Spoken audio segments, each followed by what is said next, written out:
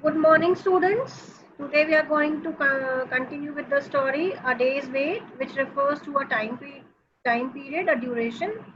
Here, the main character of the story is a 9-year-old boy, Shats, who was suffering with fever, and due to incomplete knowledge, he had a delusion that he is going to die very soon. Okay. So as the story begins, we find Shad's closing window or shutting windows of his father's room, and his father was still in the bed, and he was shivering while he went inside his father's room. So father realized that, and he asked, "Are you not well?" He said, "I'm perfectly all right." And then he went out, and father told him that he'll dress up and come down and see him. But when father came down and saw that Shats was not in the bed and he was already dressed up, he was sitting near the fireplace in the house. The setting of the story is a room, a bedroom, and an open living room where fireplace is there, and it's where somewhere in a very in some Arctic region where snow is falling. So it was very cold, bitter cold it was there. So, as soon as father came down and he touched his son's forehead, he realized that the child was suffering with fever. He immediately called for the doctor, and doctor came and he diagnosed him, and he realized that child was suffering with a fever of 102 degrees Celsius, and he gave three different sorts of capsules to cure him. One was to bring down the fever, other was antibiotic, and the third was to control the acid condition in his body. Doctor told them that there was nothing very serious, but the care should be taken, a proper care should be given to the child, and he should not catch pneumonia. He was suffering with influenza, mild influenza. It was an epidemic that time. Is many cases were turning up with the same disease. So when the doctor prescribed medicines and gave everything, he went away. Then the father note down his temperature. I told you yesterday, people note down temperature at a regular interval to notice at what difference it is rising or coming down. This helps the doctor to cure the patient in a better way. So father sat next to his child, and just to make him comfortable, he asked whether if he should read a story of pirates. But father realized that child was not at all concerned. He was all detached. Detached is the keyword. You should write detached word in your answer. He was detached to what his father was reading. Then his father again asked him he can go to sleep. He will wake him again when it is the time for him to take another capsule. But child was lost in some of his own. He was means stiff. He was not.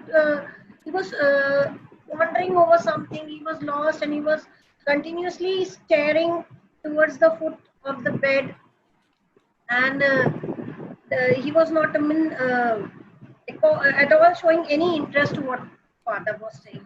Later on, he asked his father that if sitting there bothers him, he can go out. But father said it is not bothering him. So we'll continue today on page 65. Now pay attention on page 65. I just gave a small recap to you what we did yesterday. Page 65. No, I mean, you don't have to stay. Stay means stay back in the room if it's going to bother you. Again, I told you the meaning yesterday. Bother you means upset or annoy you, or it is a trouble for you.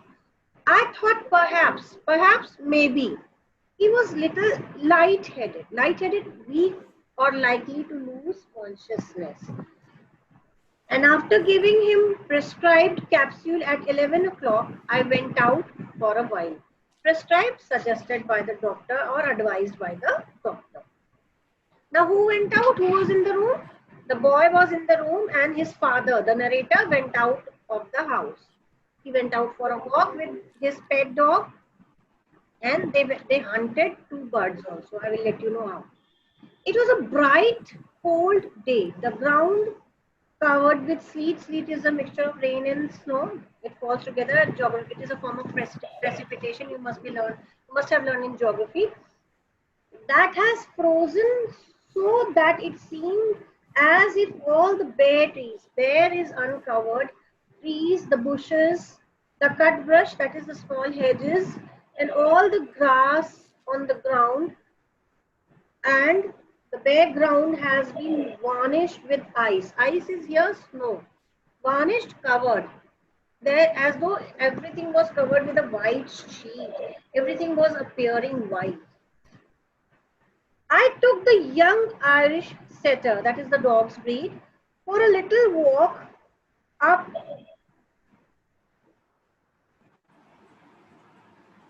just admits, for a little walk up the road and along a frozen creek. Creek is a small stream. Frozen, it was also freeze due to the tremendous fall in temperature. Temperature there must be below 0 degrees Celsius. That's why everything was freezing, and it was all white all over.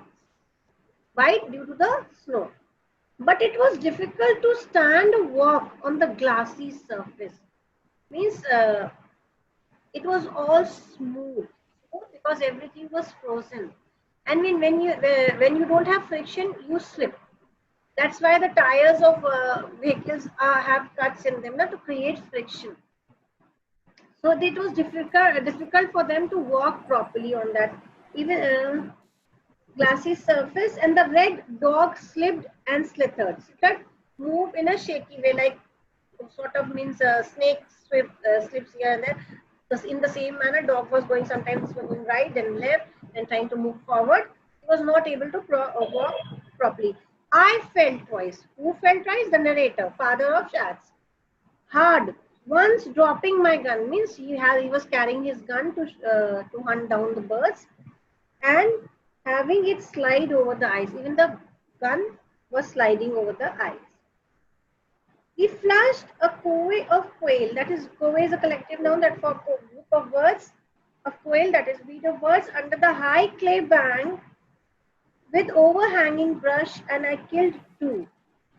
When he shot, I was able to shoot two birds.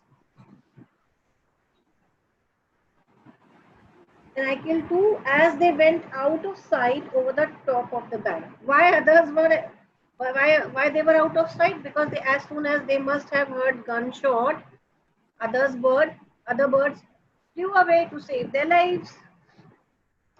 Some of Covey lit the trees. Lit the trees, they all started flying from there. So it was like light, creating some lightning effect on the trees. But most of them scattered. Scattered is spread or dispersed. That is fly into different directions. These small birds, they flew into different directions into the brush piles. That piles is many, and it necessary to jump over the ice-coated mounds. Mounds, that is bushes, heaped bushes several times before they would flush. That is escape. Flush is escape here. Coming out while you were poised unsteadily on the icy, springy bush, they made difficult is hard shooting, and I killed two and missed five. He missed 5 shots, but he was managed to hunt down two birds. This he was explaining in this paragraph. He is explaining what he did outside. Means how how he and his pet dog, young pet dog, was walking because of the glassy surface on the ground has turned into a glassy surface because everything was freeze. I killed two, missed five, and started back. Started back means he started returning towards his home. And he was pleased, happy to have found a covey so close to the house, and happy there were so many left to find one another. That is, he was very happy to know that there's a big group of birds nearby his house. He can hunt them down some other day. He was happy to know this, that if he will come to this particular place again, he will find many birds to hunt. Here many refers to birds. At the house, now when he goes back to his house, they said, maybe the servants and other family members, his wife, his brother, sisters, or whosoever was there, it is not mentioned in the story. but they refers to the other family members in the story. Have refused. The boy had refused to let anyone enter his room. Refused, did not permit, did not allow. You can't come in. Now this was Shat's words. Who spoke this? Shat spoke this. He said, you mustn't get what I have. Thus he was concerned that other members of the family should not get infected with the disease he is having. Get is for catch infection. Right there, catch infection. Went up to him. No, just a second. I went up to him and found him exactly in the same position I had left him. White face, but with the tops of his cheek flushed by fever. Means this portion of the cheeks was red due to fever.